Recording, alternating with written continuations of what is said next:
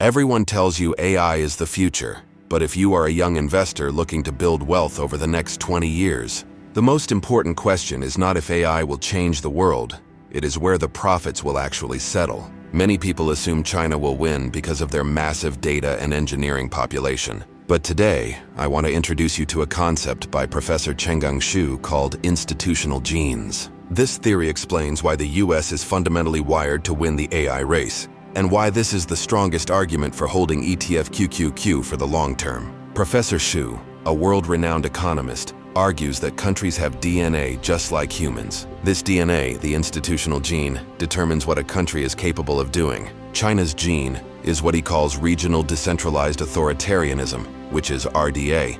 It was amazing for building high-speed rails and factories. Why? Because you can command resources from the top down. The US gene is built on open access, rule of law, and private property rights. It is messy, it is loud, but it is built for one thing: frontier innovation. Here is the core of Professor Xu's argument applied to AI.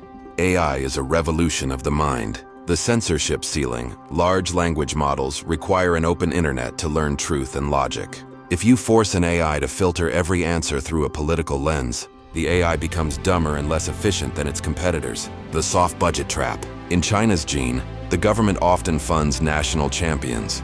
This leads to what Xu calls soft budget constraints. Companies survive because of subsidies, not because they are the best. Creative destruction. In the US, if a company fails, it dies. Only the strongest survive.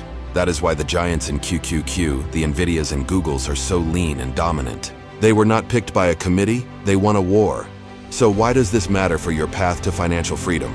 Young investors often make the mistake of trying to time the market or trade Chinese tech stocks when they look cheap. But Professor Xu's theory warns us that without a change in the institutional gene, those companies face a permanent ceiling. When you buy QQQ, you are not just buying tech. You are buying the United States institutional advantage.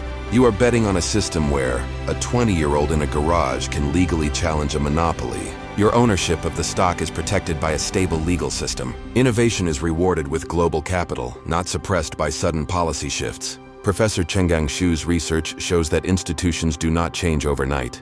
They are sticky. The best results always come from consistency and stability. Do not gamble on policy-driven markets where the rules change every year. Focus on the institutional winner. Hold your QQQ, let the compounding strategy do the work, and let the best institutional gene in the world build your wealth while you sleep.